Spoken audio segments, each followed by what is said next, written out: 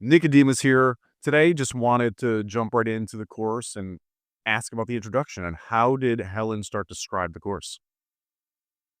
It's a great story actually, and I always recommend to people to, read Helen's, biography that she wrote. First of all, she was a phenomenal writer, very brilliant, and the how the scribing of the course came about, it wasn't this just one moment. It's not like the heavens parted, she heard a voice. I think a lot of people think it was like that, and it actually was.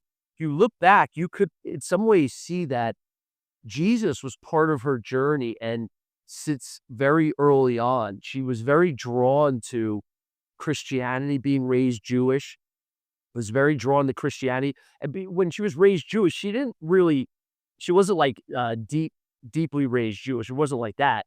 She actually didn't even know what her religion was, she had to go home and ask her parents, but she was very fascinated with Christianity, Catholicism. She even went and became member of one of the churches in Manhattan, and you start to see through her life, there was these key moments where she was being guided, which I think is so great for all of us because really we've been communicated, the Holy Spirit's been communicating to us since the beginning. Now, if that's a relationship with Jesus for you, it might not be. Some people might not resonate with the idea of Jesus, let's say. For others, maybe they resonate with God or the Holy Spirit in a certain way for them. With Helen specifically, a couple key things that were interesting for her.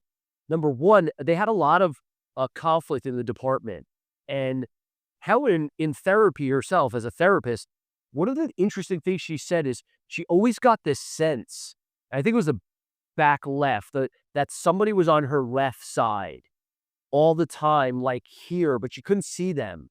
It was like a brother, that kind of feeling. So she would talk to her therapist. And I always feel like there's someone behind me.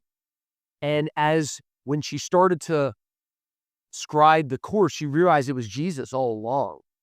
Now, it didn't start as like hearing a voice at first. It started with like a feeling, intuition, the psychic things started happening to her. She would hear like a go there, do this, or something that was not normal for her, especially as a classically trained Freudian psychologist.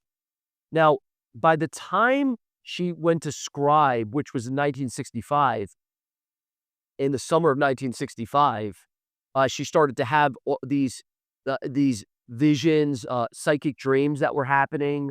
There's a fascinating, well, maybe we'll do another video on the Lutheran church that she had a dream. It was really a psychic premonition about this Lutheran church. And she swears that they were going to go see this Lutheran church and they would go into the Mayo Clinic. And she just was so certain about this premonition. And right when they were leaving, I mean, she even asked the taxi driver, like, where's the Lutheran church? And they were, what are you talking about? And when they were leaving, Bill Thetford shows her a picture and goes, here's your Lutheran church. And it turned out the Mayo Clinic they were visiting used to be a Lutheran church. And she was like, this is very out of the norm for her, obviously, as a Freudian, a psychologist at Columbia University. She was a militant atheist. She didn't have one paranormal or what do you want to call woo-woo boat in her body. Eventually, it gets clear as day. This is A Course in Miracles. Take notes. So the introduction, this is A Course in Miracles. This is how it all starts. And really, this introduction sums the whole course up. And in the beginning, I thought it sounded somewhat cool, but now when it says this course could therefore be summed up, this to me is the litmus test for all truth. This line, these lines. And I'll get to them. I'll read it. It says, this is A Course in Miracles. It's a required course. It's required. It's not, it says only the time you take it's voluntary. Now, does that mean A Course in Miracles is required? No, it means what the course teaches is required. Whether you come to it through this book or you come to it through another he actually says there's no path in the end that doesn't lead to God if you're sincere.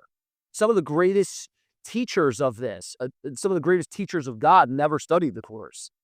So it's not that this itself is the required course, it's what this teaches it's required. There's no way around it. Why? What does it teach? God, surrender to God, love your neighbors yourself, don't chase after illusions, use time as a means to regain your eternal nature.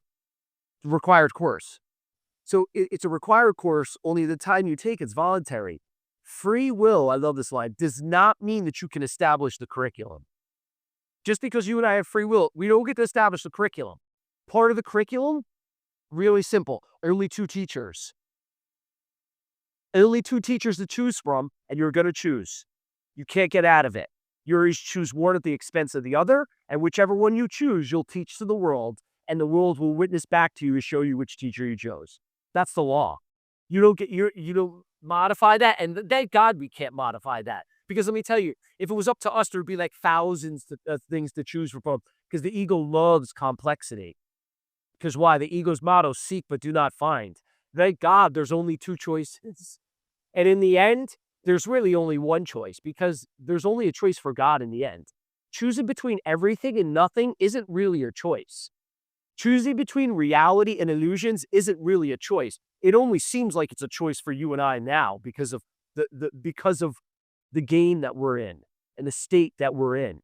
So he says, free will does not mean that you can establish the curriculum. It means only that you can erect what you want to take at a given time. The course does not aim at teaching the meaning of love, for that is beyond what can be taught. So it doesn't aim at teaching us the meaning of love. What he's saying in the course is that that's beyond what can be taught. It does aim, however, at removing the blocks to the awareness of love's presence, which is your natural inheritance. So the whole course is designed to remove the blocks to the awareness of love's presence, which is our early problem, if you will, is that we have blocks to the awareness of love's presence, which is really God, God is love. This love, and it's not like the love like we see in Hollywood movies and, I love my wife today, which I do love my wife greatly. This type of love, which he's going to go on to say, is even almost, it's beyond what we can really understand. We get glimpses of it in this world. He says it does aim, however, at removing the blocks to the awareness of love's presence, which is your natural inheritance. The opposite of love is fear, but what is all-encompassing can have no opposite. So what is all-encompassing, God, eternity, has no opposite. In this game, though, the way it is for you and I, there seems to be opposites. So there's love, which is the opposite of fear. The opposite of love is fear, but what is all-encompassing can have no opposites. So you and I are set up between love and fear. Now, and we get to learn to choose which one we want. The whole course is literally teaching us to choose what we actually want and to let go of what we don't want. He goes on, he says, the course can therefore be summed up very simply in this way. Nothing real can be threatened. Nothing unreal exists. That which is reality cannot be threatened by anything that's illusions. So he says, nothing real that's real can be threatened by anything. That means what you truly are cannot be threatened by anything except through your thoughts, which obviously the course goes on to teach us. Nothing real can be threatened. Nothing unreal exists. So if nothing real can be threatened, anything that is unreal, that attempts to try to threaten what's real, is all an illusion. Herein lies the peace of God. So it's really simple. Seek reality and let go of everything that's not reality because it doesn't exist. And all of our suffering and all of our struggle comes from trying to make what is not reality, reality. And we do it with the world, and we also do it with ourselves. You're not that body that, as Ram Dass would call it, a meat suit. We're not that. We're an eternal being that is playing with this, like wearing the shirt. But this is not what we are. The world you see is appearances and nothing that happens to you. So nothing in the world could add to you and nothing in the world could take away from you. Anything that attempts to threaten us is all an illusion and does not exist. And when we train our minds to seek out God and to seek out reality, and we start to realize that nothing real can be threatened, We're no longer deceived by appearances or by our thoughts about the world, and we're at peace. Herein lies the peace of God. So it must be practice for us every day. Every day gets to be devoted to miracles because we've forgotten so deeply. Now we have a whole process of remembering. And that's what the Course teaches.